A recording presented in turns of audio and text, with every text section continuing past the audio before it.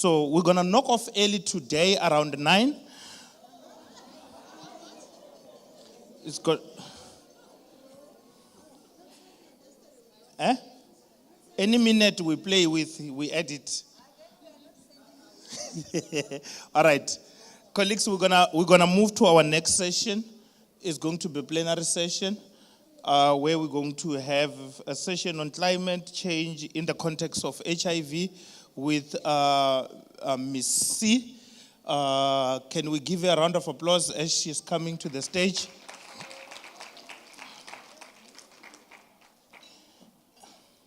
Miss C, you have my number, right? Okay, right. She's saying she has my number, so it's... So no music for me? No, we don't have music. Remember, we have sound. We don't. Can we have sound, please? Sound as she's setting up. Sound, you see? Sound. Let me adjust this for you.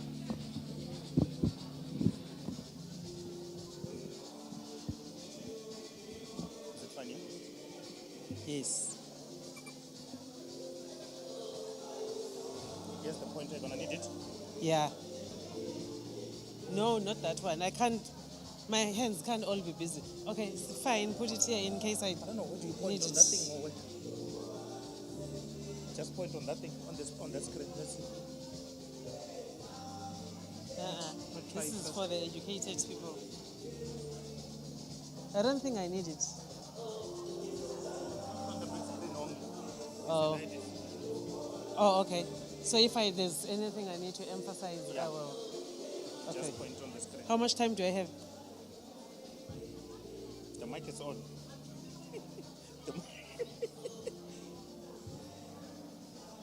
But we are late. Yeah, I'll rush. Yeah, through it. you can do 30 Are you gonna take questions? Yeah, on we'll the take floor? questions when it's done. We'll sit here and we'll take questions. Okay, so I'll quick. Sure. Hopefully 30 minutes I'll be done. 30 minutes. Thank you, selector. Hello?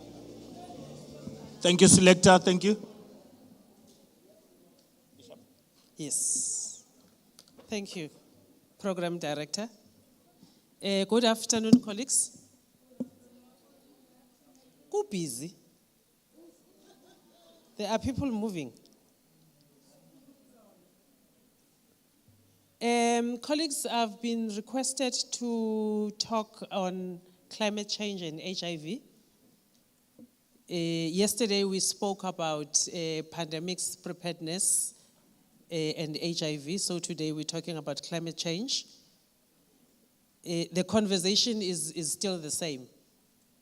These global polycrises are coming at a point where the HIV response is not supposed to be.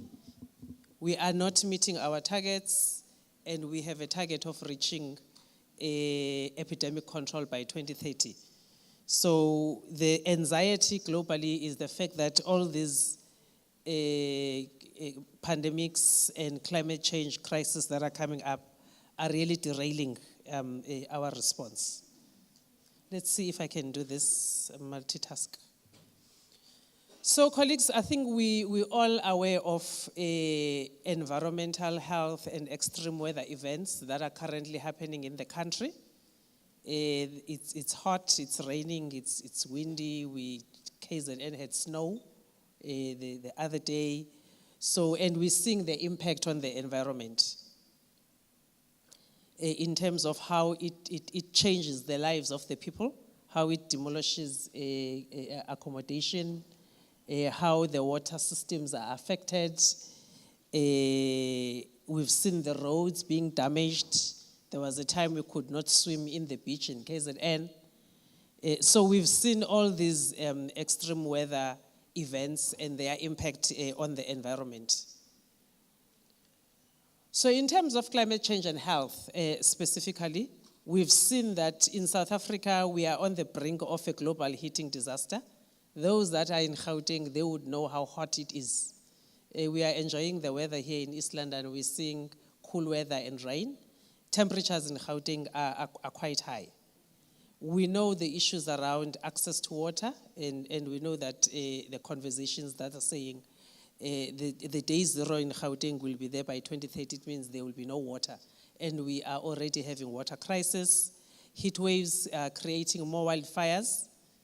Low rainfalls affecting food security, as well as cyclones and that are rough in the waters and in the seas. And all these climate change episodes or disasters do have a direct impact on our health. So if you look at, so it didn't move, you see?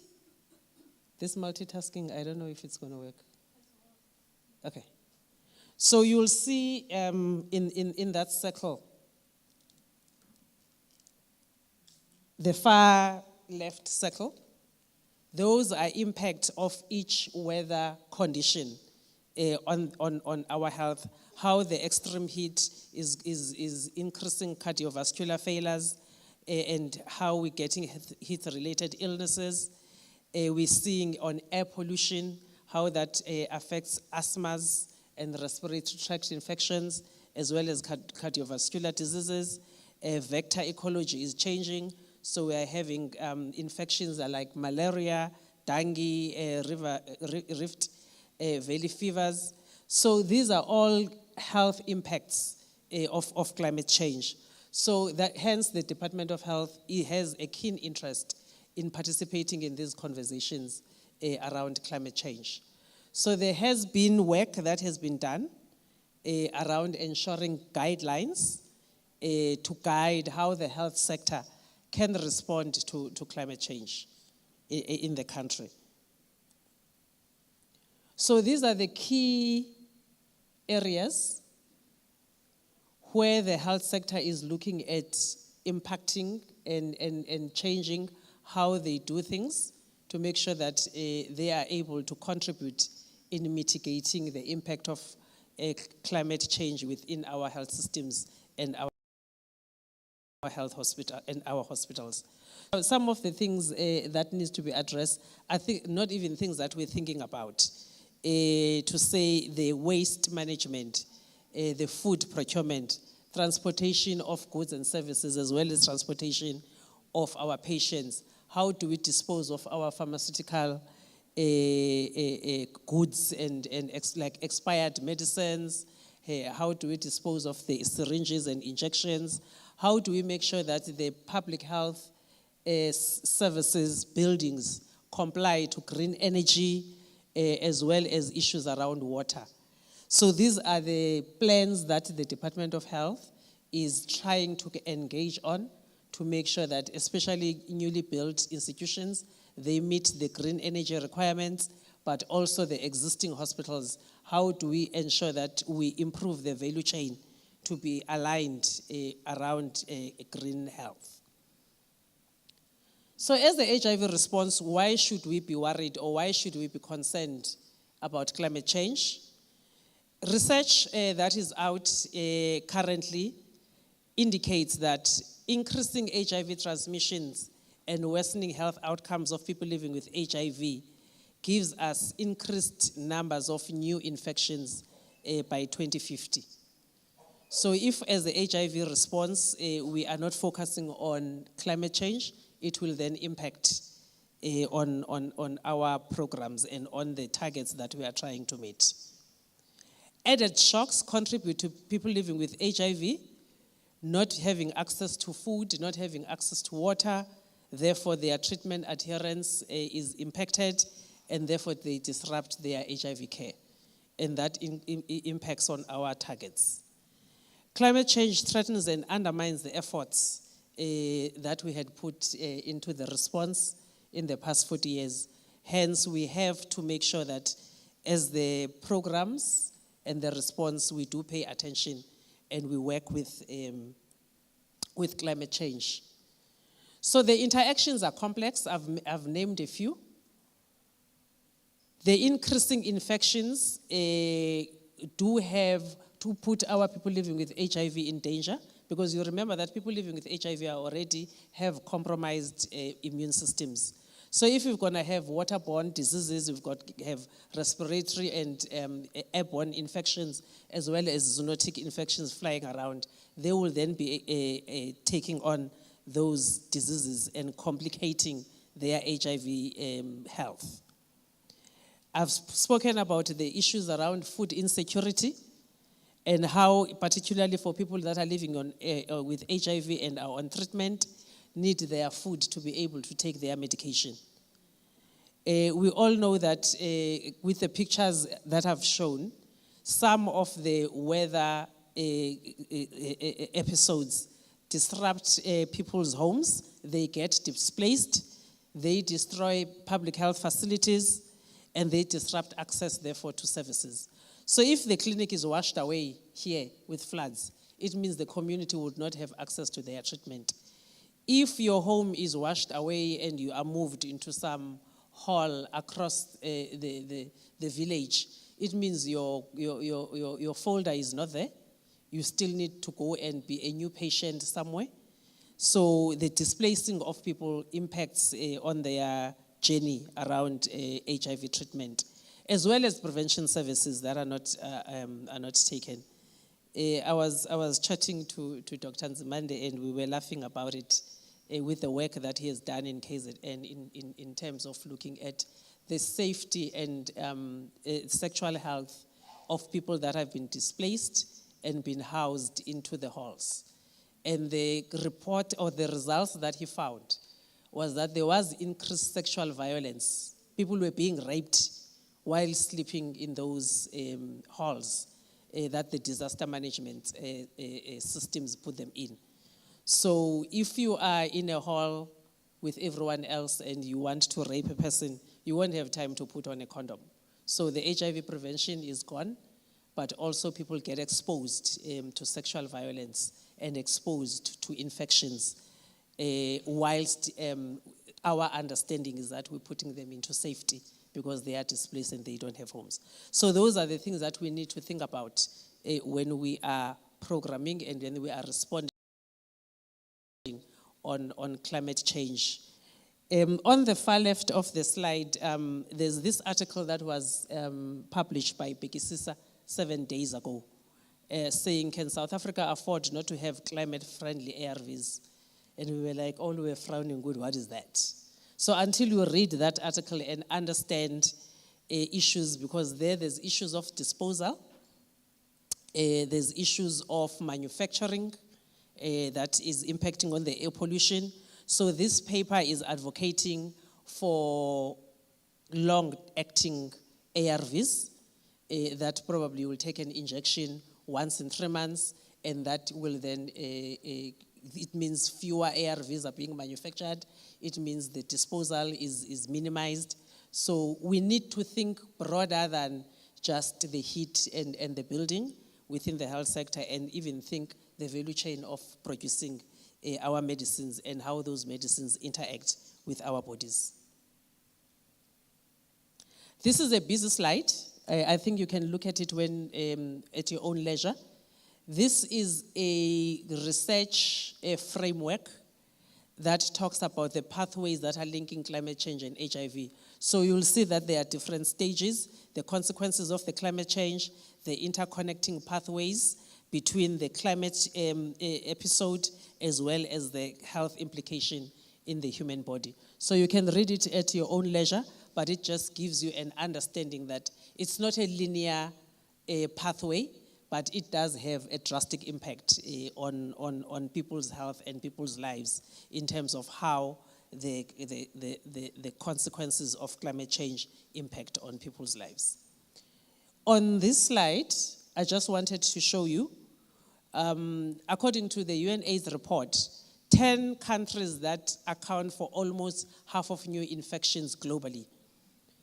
So you'll see that in that circle, the light pink area is 51% of the global countries that are contributing to the HIV new infections. And the 10 colored countries, the 10 alone, they contribute 50%. And other 200 countries contribute the other 50%. And out of those 10 countries that contribute the 50%, 7 of them are in Africa.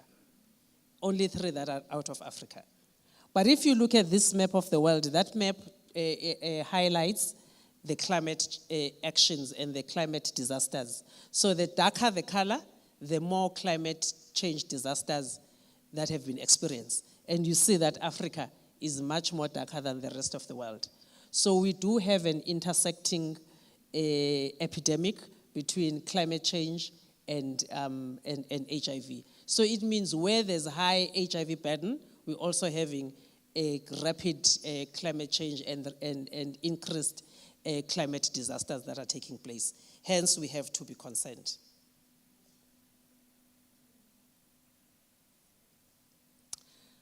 So here is just to link to say, as UNAIDS, we have partnered with UNDP to develop a policy framework that talks about addressing the impact of climate change on HIV. This paper, this policy brief was launched last week on Thursday at the COP event in Baku, where the world had converged to look at climate change broadly. So on the 21st of November, we launched this paper, and we had a couple of countries committing in taking the recommendations of this paper and addressing climate change within their HIV and AIDS responses. So this paper really looks at how do we ensure that our HIV response in different countries, including South Africa, becomes climate resilient and climate adaptive to make sure that we are able to protect the gains that we had worked around. So here I've just lifted a few examples where we are looking at the intersectionalities of HIV and climate crisis, how as people that are delivering programs, we can start contributing and making sure that we are looking at people not only from the HIV prevention landscape, but also looking at their livelihoods and food securities. We could be providing food parcels for people that are HIV in areas where there are climate change disasters. So those are the things that we need to think about when we are planning our programs, to say how will people be having access to food if there's no rain or there's soil erosion or there was a flood in the area where they are living. We can start by thinking about cash transfers and small business loans to families, particularly female-headed households, where we can give adolescent girls and young women resources to be able to continue having food on their tables, or being able to look after their livelihoods during climate change disasters. And as a prevention mechanism, we can look at also planting trees along routes to public health facilities to make sure that the trees are able to provide shade, but also they provide clean air and energy for the people that will be walking through those pathways trying to get to the health facilities. We need to think about advanced electronic health systems that are linked to weather early warning systems, so that we can be able to assess if there's a climate-related hazard or disaster that is coming up, especially in areas that have high HIV hotspots or high HIV prevalent people.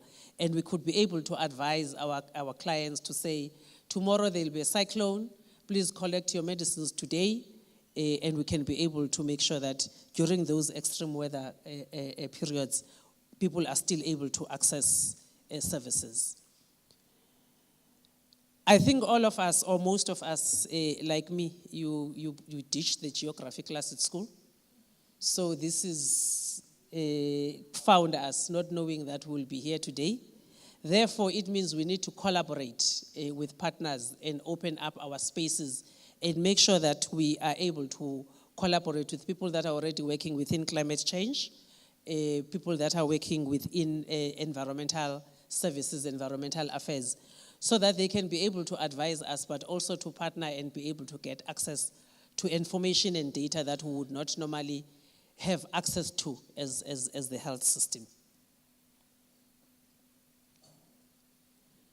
So in terms of just taking this at what next, thinking at a higher level, in terms of how the HIV response make sure that we are able to withstand the climate change disasters. As the HIV community, we need to recognize the scale of climate change. I think there was a time where we were in denial to say, no, there's no climate change. And then at some stage, as the continent of Africa, we were speaking English to say we don't contribute, Tina, to the ozone layer. We're not destroying it, so that those that destroy it must talk climate change. But it has turned out that we are the continent that is much more affected than the countries that are producing emission gases.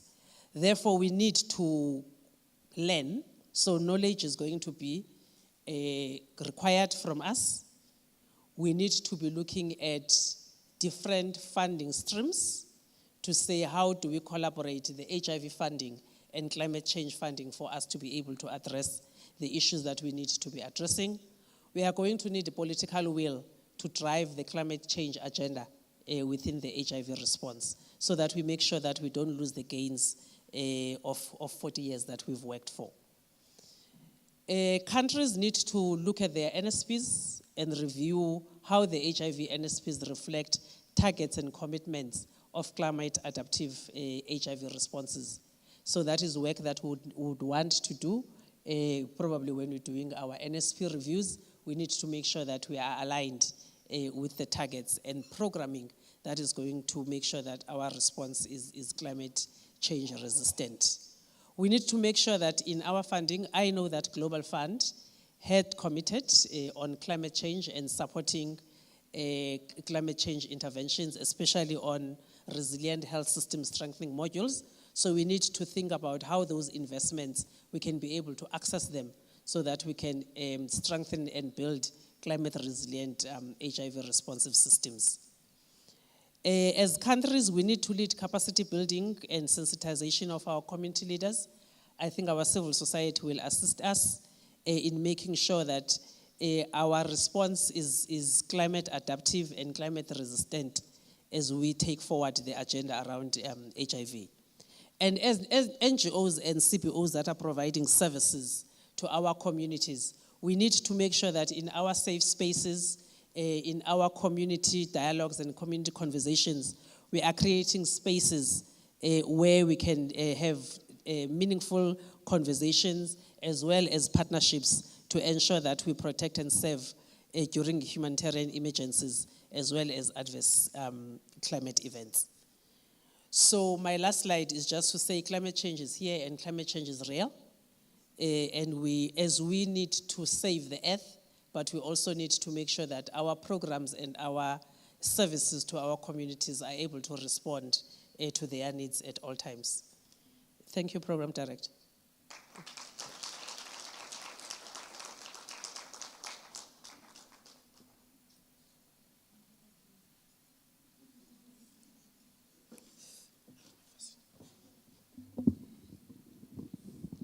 Is it righty, boys?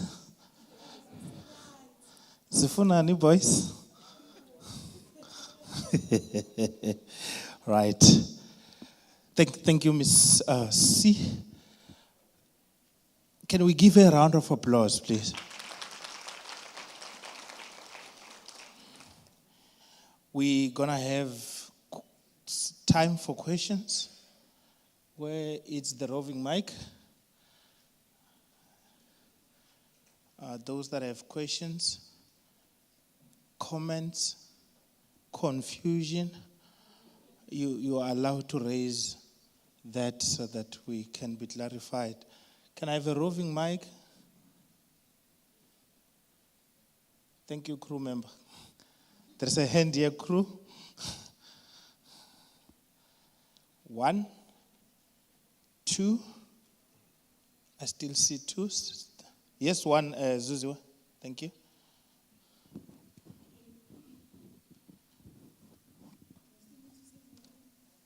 Yes, please.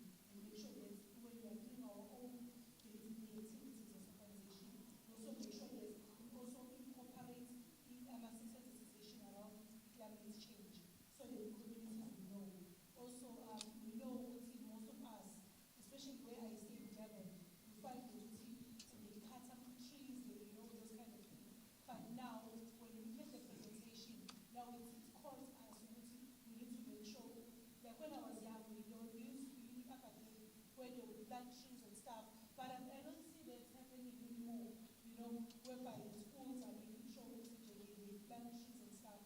So in our programs, we also make sure we also emphasize on organizations that we also sensitize them in terms of climate change. I mean, we might take it light.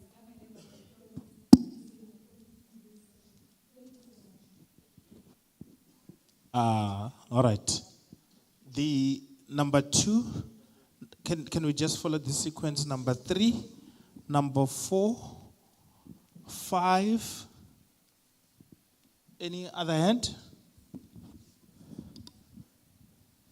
6. You can't be number 1. 6. You can't be Amelia. 6. 6.5. So 6. Thank you. Just remember your number. Over to you. We'll take these 6 hands and then we have responses and then we get the second set of hands. Over to you, Doc. Yeah. About the way you present, we are pregnant with information. It was very informative and academic.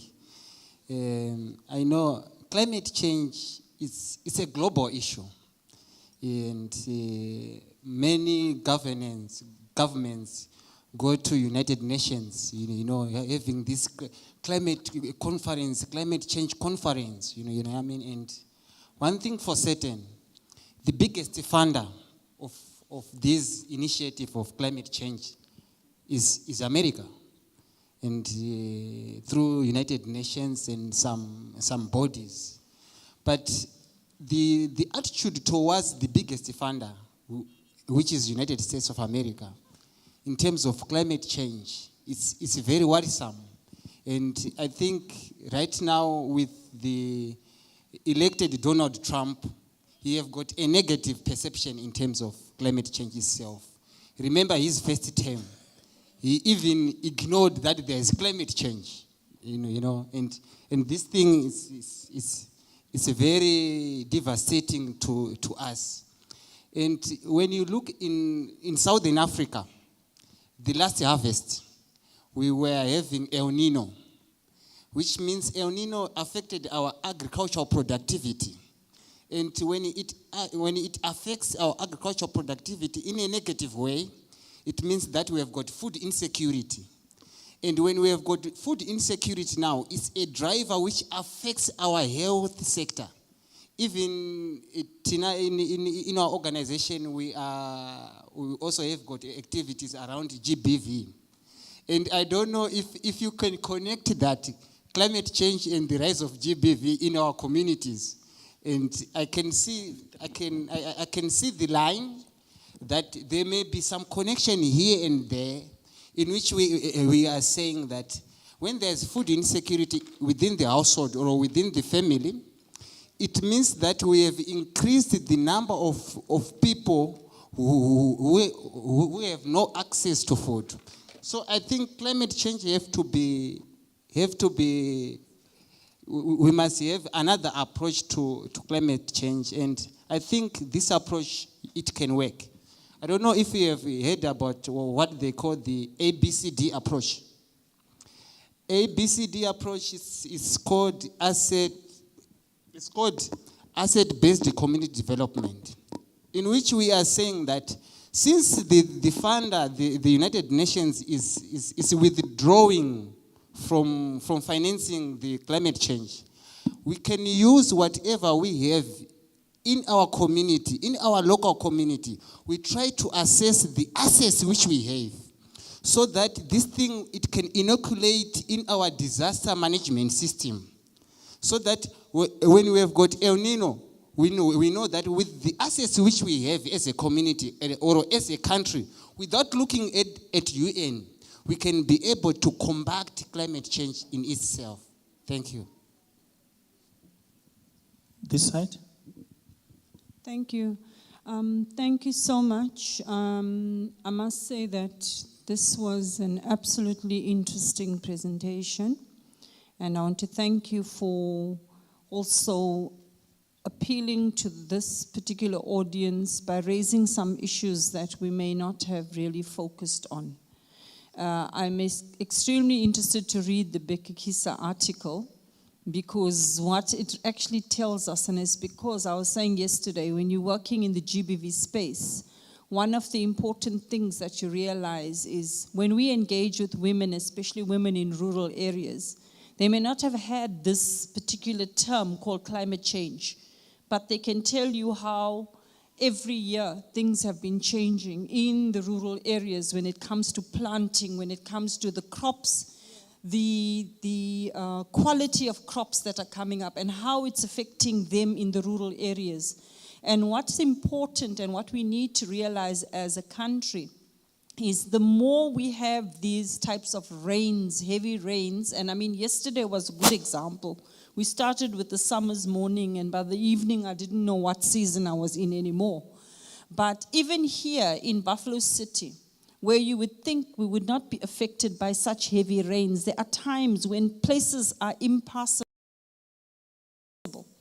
Now, when are displaced or communities are displaced, it actually increases the exposure for women and girls to GBV risks. And I think particularly when it comes to intimate partner violence, early and forced marriages, which we find happens when there's displacement.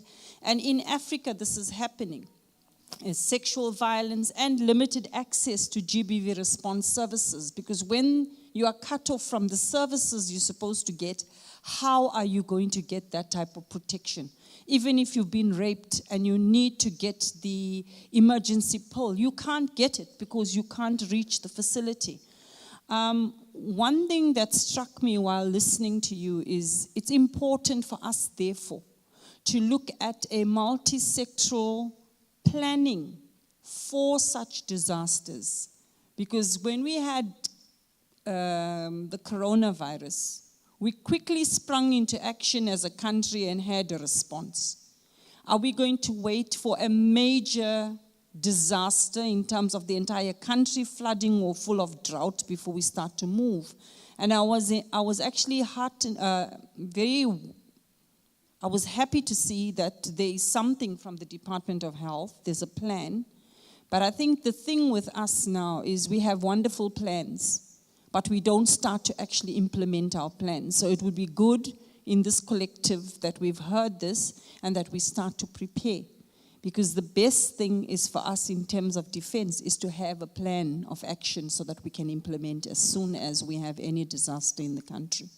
Thank you. Thank you. Right. Go ahead.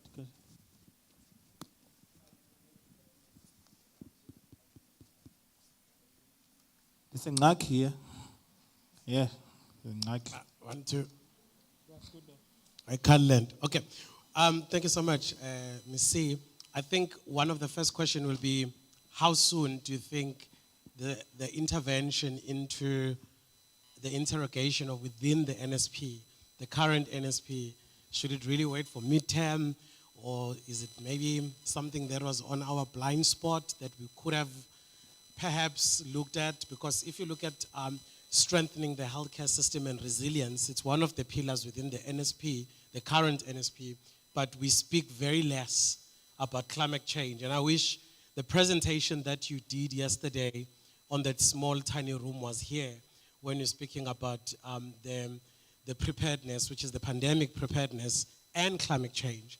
Because I feel like these two cannot be separated. We need to talk about them in conjunction. When I did the small study for NHI in KZN, one of the early thing that, recommendation that came out of the study was the early warning systems that need to be in place when it comes to climate change. We don't just know that there's gonna be a heavy rain today when it's raining, but we actually learn, and there are systems that can be able to early detect that. How do we integrate that within healthcare systems so that we don't find ourselves in the same spaces? And also on the side will be just to put a hammer on a nail when you spoke about the the conversation that we had on the side, that we saw an increase of sexual violence within the shelters that were provided by the disaster management. And how do we sensitize and advocate for shelters during disaster that are sensitive, gender sensitive enough, or whatever intervention that is going to be provided, that is looking at different stream. The last one will be, what will the capacity building look like for healthcare workers? Because I feel like health professionals, when we sit in such rooms, we leave them out. When we speak about in HIV, you is equal to you, an ordinary person goes to the clinic, the nurse doesn't know what is you is equal to you. Some healthcare workers still don't know the difference between PrEP and PrEP and all of that. So I feel like there should be a huge advocacy for capacity building of health professionals within the preparedness of pandemic preparedness, but also on the climate change interventions. Thank you. Thank you. Number 5. A, B, C, D approach. Good afternoon to everyone.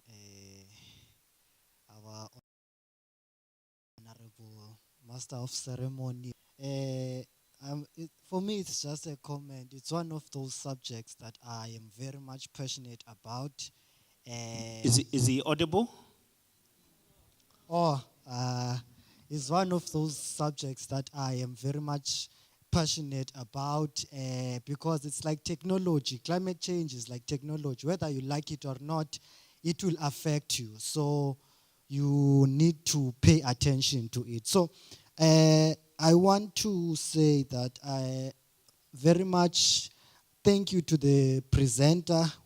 I never looked at it in the manner that you've presented, that HIV can also affect, the climate change can also affect the HIV space, because I'm thinking when I'm sitting here that this is actually a research question on its own, because we need to go now and go and do what is a bottom-up approach on how can we do sustainable agriculture, whereby maybe we plant on tunnels for controlling the temperature, and we use boreholes for sustainable water supply, so that we can be able to continue doing food security, because it is much more aligned to the HIV, because HIV, you take ARVs, and you cannot take ARVs without having a balanced diet. So food security is very important for HIV response.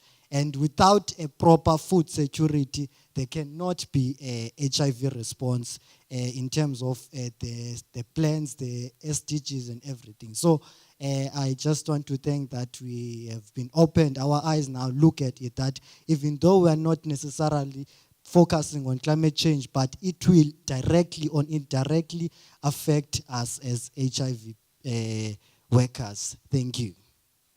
Thank you. Number 6, yes, is you? Oh, uti cut. Uti cut. Uti.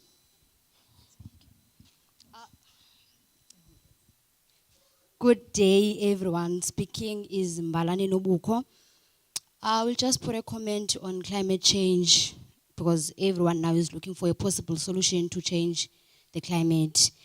Primarily, the issue is the global system that doesn't favor us as Africans. Climate change is considered to be something spiritual, because the world or the nation has lost its identity, which is the spiritual identity. Let me just elaborate on this. Umhlaba unabanikazi bawo onomkhubulwana omlenze munye. So there's an imbalance, because we've adapted to Eurocentric ways of living. In this era, it's time for a revival of the nation to go back to its authentic identity, which is African indigenous identity. I'm not saying African indigenous identity is going to change everything, but all I'm saying is, if you are guided spiritually and you get to know who you are, you will know how to tackle things in the future. Thank you. Are you clapping for all the questions? Huh? Are you clapping for all the questions or you clapping for the last comment? I can tell that you are a spiritual being. It goes without saying. All right, colleagues, thank you very much for the questions. We're going to take the second set of questions after the responses. Thanks for the questions and comments. Over to you, Missy. Ningasithethe isingesi.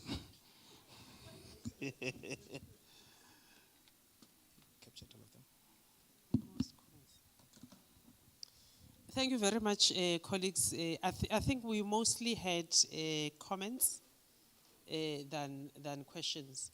So just to emphasize in terms of the local response, I think I'm not sure if we are all aware that on the 23rd of July 2024, the President signed the climate change bill.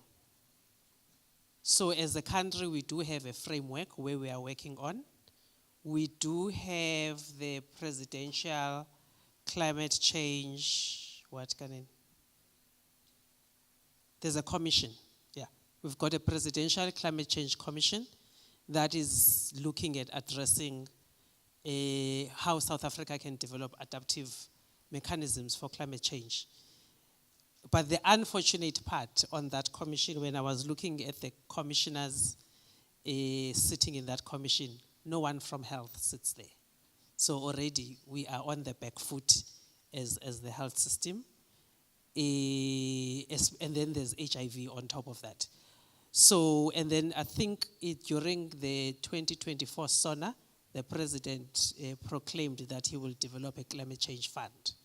So I think in terms of the broader systems where the country is looking at addressing climate change overall, there are systems in place.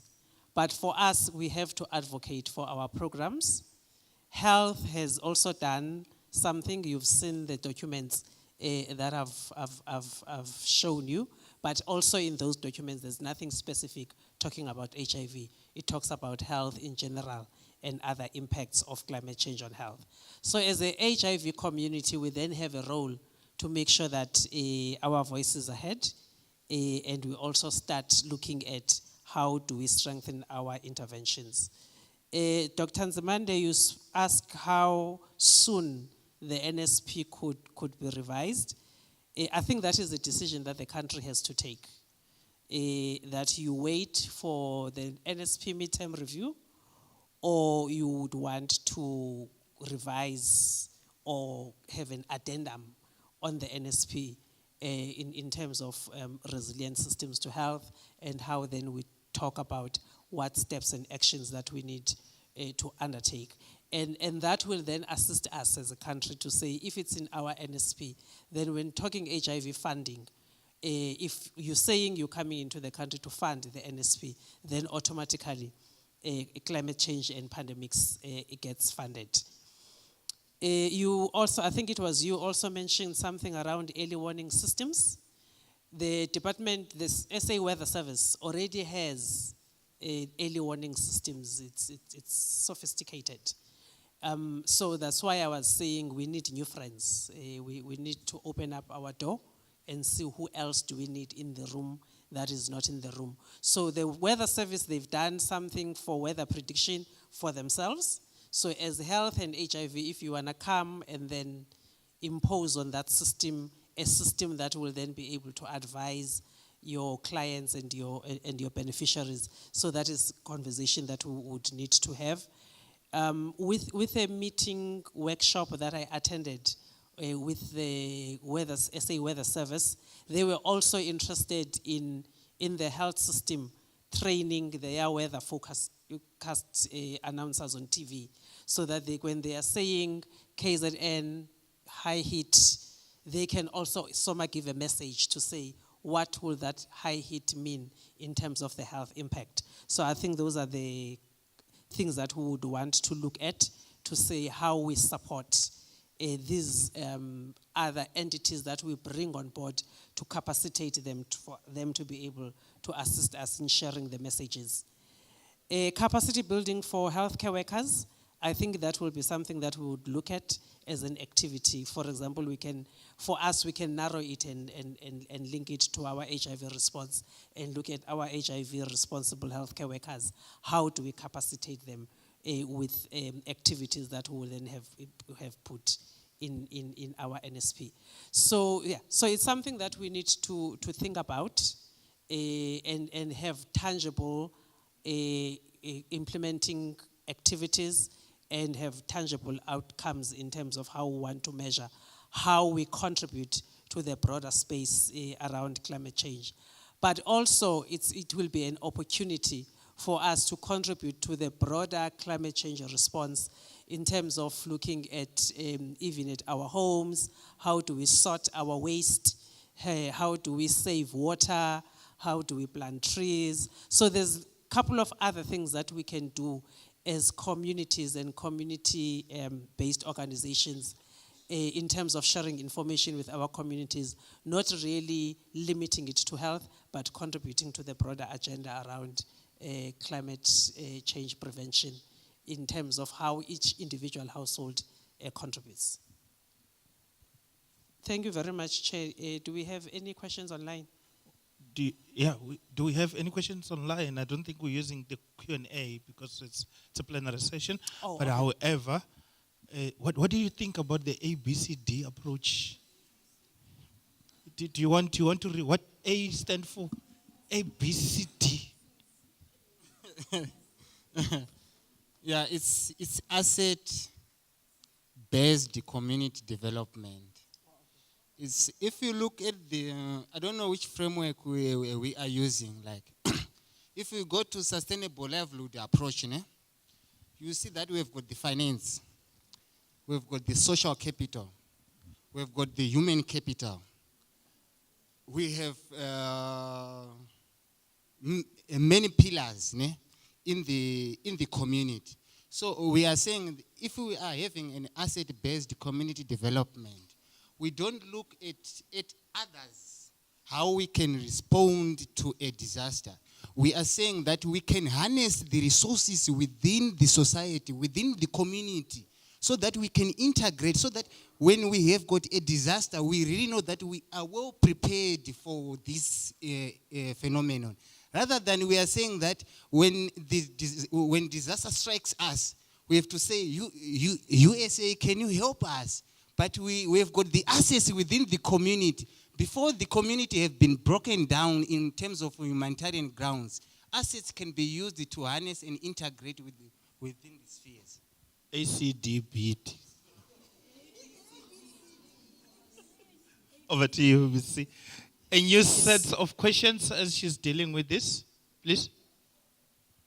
Over to you.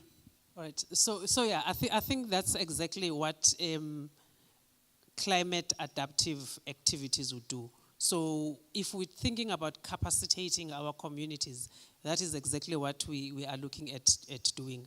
So if we want to look on the outside for money, we will look forever. I think everybody have their own problems. No one is bothered about the neighbor's problems anymore. And yeah, as you've indicated, different governments, new governments that are coming into power, they have their own agendas and their own priorities. And this might not be a priority. I can't remember if US attended COP29, I'll check. But yeah, if you look at countries that are currently contributing to the Global Climate Fund, US is not one of them. So we'll need to look at our own internal resources. Thanks, Chair. Don't go away. You can sit there again. We need you here, particularly on the issues of climate change. There was someone who lost your back. You sorted, right? Thank you. Thank you. Over to you. Oh. But the question from my side, Missy, it's please use this one. when you started the talk, thank you very much. That was very informative. You talked about the COP meeting that was held. You said it was held at Bakupa. Kupapo?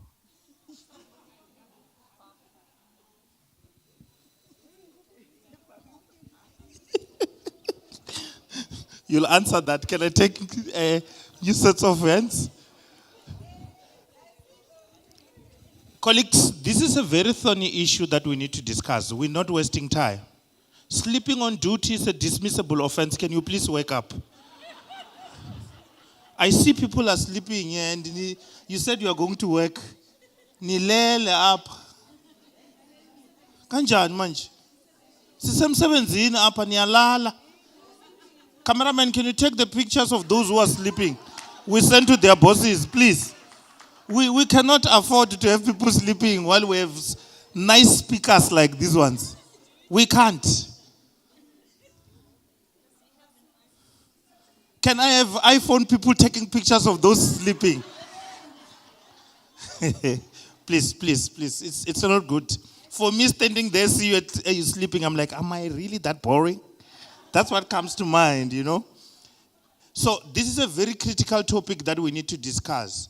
In fact, I've asked the organizers to give us more time because we really need to understand the integration between the two. And then if you leave here thinking, how do we integrate this? How do we see the HIV response? How do we learn from the HIV response in building up to the climate change response? Ushulu says was a Durban at a kunenkinga lapaya. Andifuni ukuthetha ngayo. No, the tsonga in me is coming out. Right. Any other question, colleagues? There it is. Where are you, Zuzi? Go to Mr. Ntuli. I think I know everyone in the house now. No, thanks for the beautiful presentation. You know, we never thought global warming has a direct relationship with health, but we can see. But there are many low-hanging fruits. You know, when they speak about global warming, we thought it's other people's responsibility to solve this and that. I mean, the example given about planting trees is something that all of us here can start doing. I'm just imploring my sister and those that have, you know, influence. Let's invest in modeling research. Every time people migrate, there is a change in disease patterns. So when people move, they begin, now HIV patterns now they will move from, you know, increased infection from this area to that area. And secondly, every time there is a disaster, now accessing health services becomes a challenge. We have to start thinking about telemedicine. Telemedicine becomes that form of a cost-effective way of accessing health services. Those are the low-hanging fruits that are actually cheap to start implementing now. We don't have to wait for the disaster to hit, then we start becoming reactive. Like the example that I have seen with spicer shops and all this thing. I mean, we are jumping up and down like headless chickens. We should have been decisive because these things have been popping up. Then we start becoming reactive when children have already died. So let's start thinking proactively and come up with innovations right now because already we know the issues. So that is my humble submission. Thank you, Mr. Ntuli. Any other contribution? There is the hand. Thank you. Afternoon. Afternoon to you too, ma'am. Afternoon. Enkosi Sisicoceka for that insightful presentation. We are learning. It feels as if I have never been to school just based on the information I've received here alone. My interest, you may not necessarily be able to answer it now, but the question I'm now having is a question of climate change versus the manufacturing process of the medicines as well as their efficacy. And the second point I wanted to, I understand you've noted it in your presentation, just to request that you perhaps try to hasten and not wait for the review of the NSP so that we are advised on the programming side of things and we are able to move the ball forward as soon as possible. Otherwise, the climate is not going to be waiting for us to get to the review. Thanks. Thank you. Any last thoughts? Yes, Suzu. I trust you, Lebo. Okay, no, you're putting me under pressure. Thank you very much, Mr. Yeah, I'm not much of a speaker, so I'll just try to dive down into the question. I think it's difficult to have any conversation without including technology. And I think for me, part of our solution there lies with technology, particularly for clients that have been displaced. Moreover, I mean, looking at what BZ is trying to implement now, the issue of e-pharmacy, where a client can access medication from wherever they are, anywhere within the country. Over and above that, we're looking at CCMDD, the Central Chronic Medicines Dispensing and Distribution, which is very common among all other provinces except for Western Cape. So my question is, how do we now ensure that through policy that you spoke about, we integrate technology into medication, particularly for clients that have been displaced? Thanks. Thank you, Lebo. Dr. KG, you want to ask a question? You're just passing by. No, thank you, Dr. KG. I know in Limpopo we don't ask a lot of questions. So we are quick to understand things.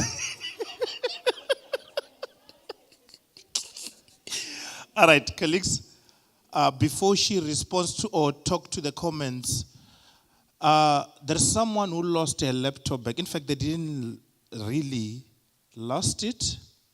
When they were moving to the track sessions, they've left it here in the plenary. So when people were seated here, they might have moved it by mistake. I know that no one will steal a laptop. A laptop is a very big thing. You might have taken it by mistake, thinking it's yours. Please just double check the bag that you have. If it's not yours, you don't have to mind. We bring it back to me, and then we'll give it to the owner. I know we can't be stealing laptops. No, we can't. So that's why I don't want to. In fact, I'm wrong by using the word stealing. Yeah, it's misplaced. Yeah, if you locate it, please bring it to me so that we can take it back to the owner.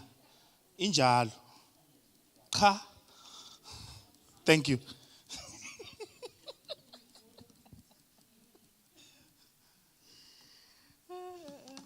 My laptop died on me. So I'll try and remember them. Dr. Gaga, Baku is the capital city of Azerbaijan in Eastern Europe. Pagabo kwabo Afghanistan, nabo Iran, that side. That's where COP29 was held. Baku, Baku, is their capital city. Yeah. So it's in Eastern Europe. It's an Eastern Europe country that is a blend of Moroccan kind of lifestyle, and so it's half Morocco, it looks like half Morocco, half Qatar, those oil-rich countries. So it's a very rich country with proper systems and few people, and they're staying off the radar. They're doing their own thing. So, and then I think there was a comment around how drug manufacturing, the value chain, contributes to climate change. So those are the conversations within the manufacturing. You remember those that attended the session yesterday on pandemics preparedness, when we were talking about the continent wanting to delve into drug manufacturing or health product manufacturing. So we'll have to look at the green manufacturing of these products.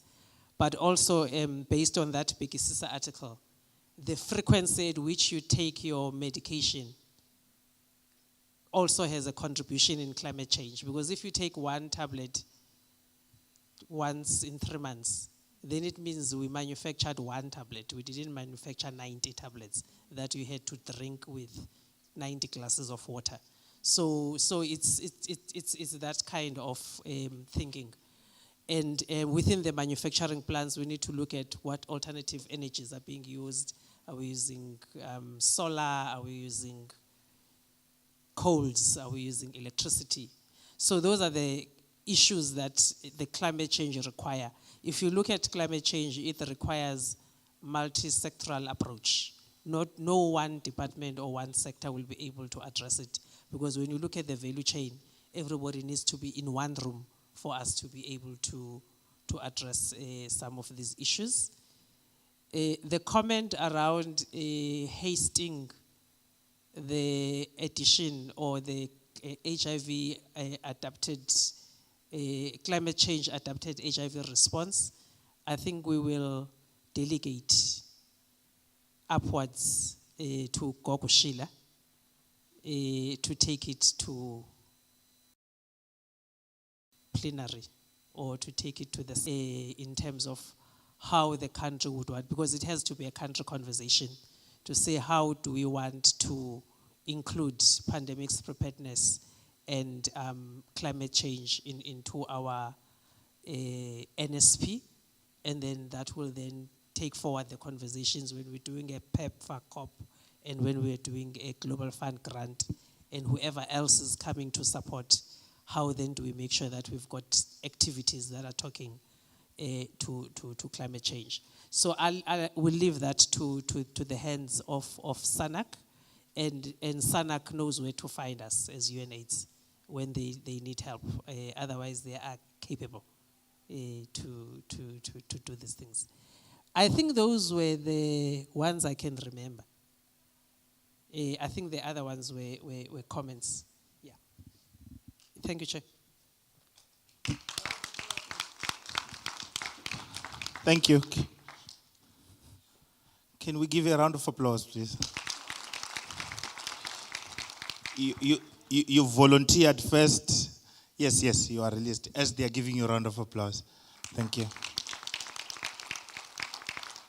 So, Ms. C said you know where to find us as UNAIDS. So, Gokshila, you know where to find us. I'm hotspotting myself. All right. Colleagues, we are supposed to be having an extended tea break.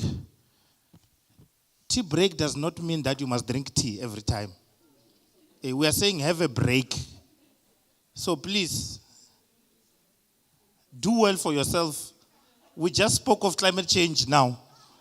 So it's not every time where you need to take this tea. It's a break. We're having an extended tea break between now and... Huh? Yo, I didn't get the message. One.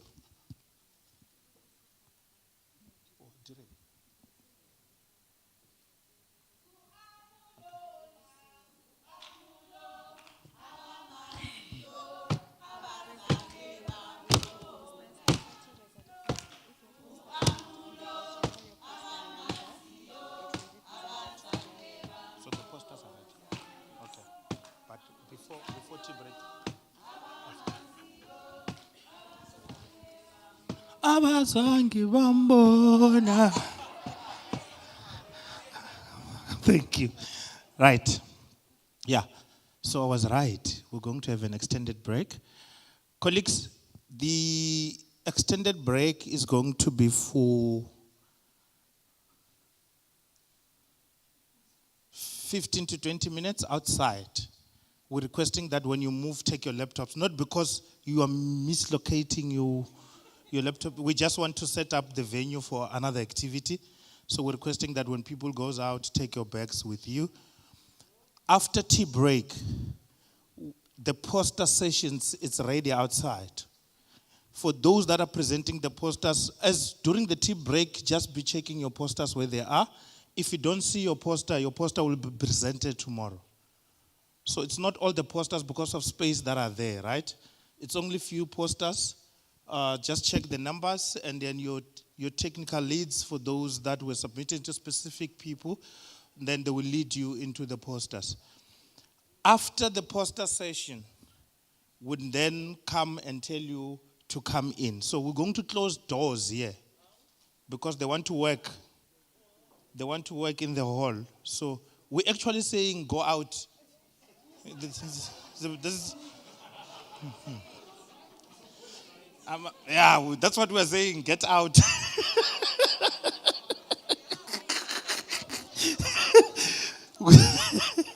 Not in a bad, not in a bad way. It's extended tea break. After tea break, check the posters. We're going to be doing poster presentation. If you don't see your posters outside, just know that your poster is going to be presented tomorrow, and then we'll give announcement during the poster presentation on the next session. Hallelujah.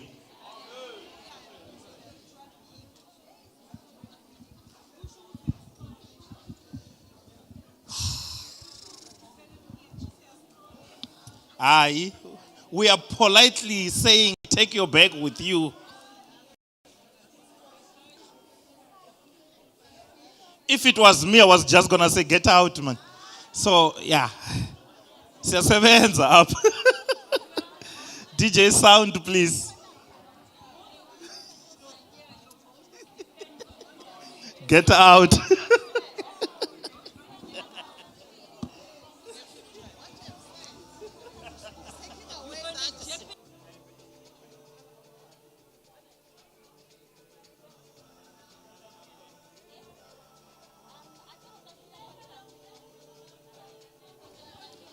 Extended break, please.